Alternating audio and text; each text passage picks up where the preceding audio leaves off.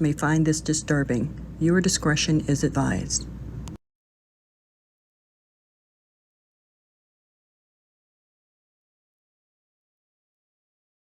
In early America, black slaves and white indentured servants are equally exploited. Their work is what was valuable, not their person. Then laws begin to distinguish between black and white. 1640 is sort of the turning point where Africans are going to be treated differently. And slavery spreads across all the colonies. People are being considered property. The downward spiral begins. An entire economy based on exploitation of Africans is in place within a generation. Before 1800, more people came to America from Africa than from anywhere else, and most of them came in chains. Their toil helped make the United States the richest nation on earth. Slavery was no sideshow in American history. It was the main event. America was a slave-owning country longer than it has been a free one, and the legacy of slavery haunts us still. We've made certain progress in race relations, but we'll never get further until we look more closely at slavery. The Dutch West India Company had established a fur trading post in 1624 on a hilly island called Manhattan. The area would become New York City. Less than 200 people lived in the settlement. Most were men from Northern Europe who worked for the company. To make larger profits, the Dutch West India Company wanted free labor. Free Africans had come to the New World with European explorers in the 1530s. English settlers in Jamestown, Virginia purchased 20 Africans from Dutch traders in 1619. 5 years later, the first enslaved Africans arrived in Dutch New Amsterdam. Atlantic Creoles had cultural roots in both Africa and Europe. Some were the offspring of European men and African women. Some traveled the seas with Europeans. Some may have been literate. Many spoke multiple languages. The enslaved did not know if or when freedom would come. In the settlements of Virginia, Massachusetts, and New Amsterdam, slavery was undefined. There were no laws, no rules, no regulations.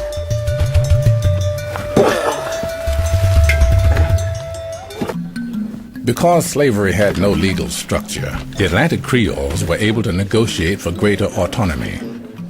In 1635, several of them petitioned the Dutch West India Company for wages they believed the company owed them. Anthony Portuguese sued a white merchant in 1638. A year later, Pedro Negreto and Manuel de Rus successfully sued Europeans for wages due. Court records indicate that Atlantic Creoles made the system work for them when they could. In some African slavery, there is a greater sense of the rights of the enslaved people. There's a greater sense of obligation on the part of the community. And I think that these enslaved people bring that idea of slavery with them. The Dutch West India Company has a very problematic relationship with the area Native Americans.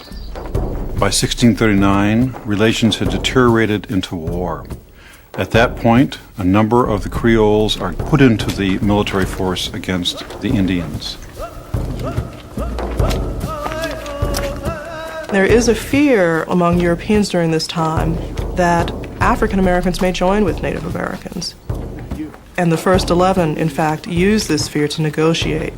The company responded with what has become known as half-freedom. These men and their wives could live on what became known as the free Negro lots. They could farm their own land, and they paid a kind of tribute in return to the company.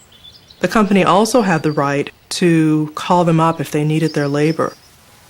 The small group of elite Virginia planters have committed to the use of race slavery to expand their tobacco holdings. In 1691, they forbid free blacks from living in certain counties. If you're African American You cannot have an education. You cannot move about freely. You cannot hold property. All of these constraints are falling in on one generation. It's a link in a chain of slavery whereby people cannot become free. Before this, there were ways of becoming free. Slavery is replacing indentured servitude as the labor system of choice. And by the beginning of the 18th century, it is clear that through law in the Chesapeake, slavery is being made a racially based institution, and people are being considered property.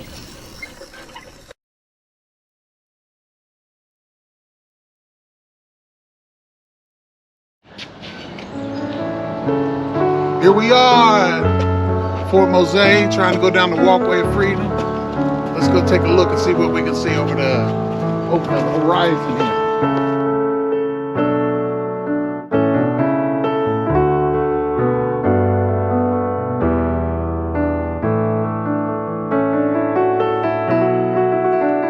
More than 300 years ago, courageous Africans escaped from enslavement in British colonies. They fled southward on foot to Spanish St. Augustine. Along the way, they sought assistance from natives, thus creating the first underground railroad.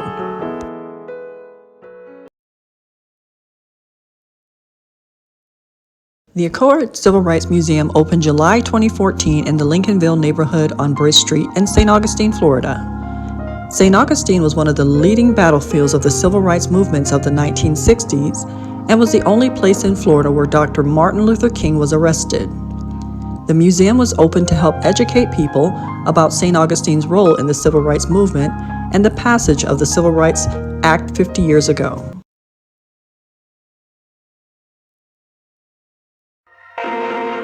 The Accord Civil Rights Museum opened July 2014 in the Lincolnville neighborhood on Bridge Street in St. Augustine, Florida. St. Augustine was one of the leading battlefields of the civil rights movements of the 1960s and was the only place in Florida where Dr. Martin Luther King was arrested.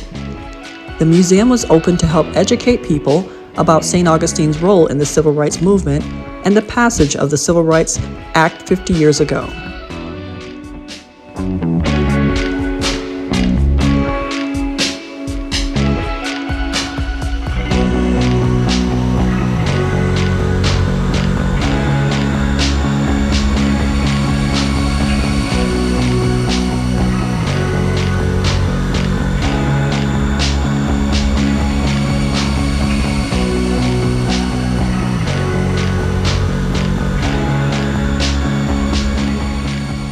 So the beginning of the civil rights era in St. Augustine began from the integration of beaches. Black folks wanted to come onto the beach, and a lot of that Jim Crow era, though, it was a whites-only beach, so there was a lot of confrontation in order for the integration to happen and police being escorted in. So this was beginning parts of that integration.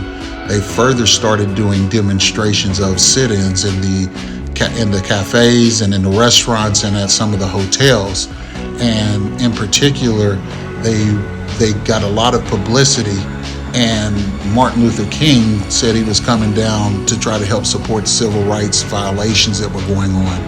At the time that Dr. Martin Luther King was there, they went to the Monson Moultrie Lodge, and this is where you see James Brock throwing acid on kids in the pool. The time that happened, it caused a lot of turmoil.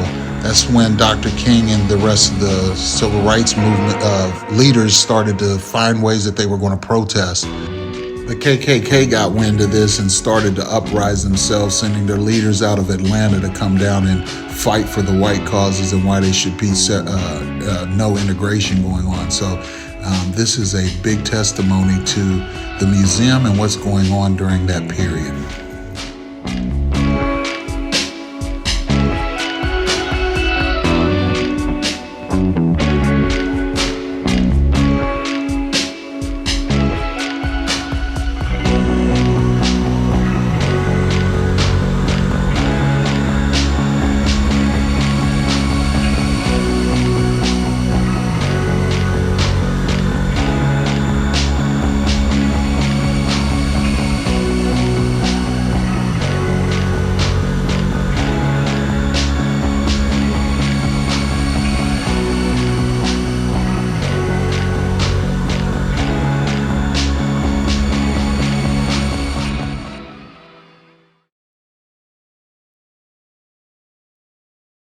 Four black men falsely accused of raping a white woman 7 decades ago are now officially exonerated. Ernest Thomas, Samuel Shepard, Charles Greenlee, and Walter Irvin became known as the Groveland Four.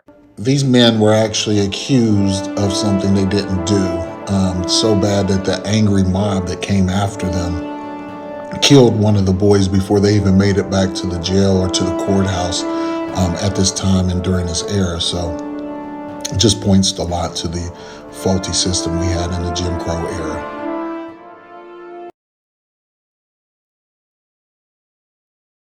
A destroyed town, no blacks live there anymore, where emptiness resides in the silent sacred breeze. Life there no more. The Rosewood Massacre was a racially motivated massacre of black people and the destruction of a black town that took place during the first week of January 1923 in rural Levy County, Florida. At least 6 black people and 2 white people were killed, though eyewitnesses' accounts suggested a higher death toll of 27 to 150.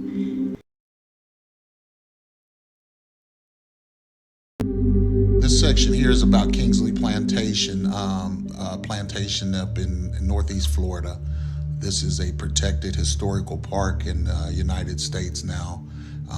This here shows you some video of the schoolhouse / banquet hall, the / church. This is where the slaves used to live on the plantation. It's, like I said, a protected park now and has a beautiful view here on the northeast Florida intercoastal waterway.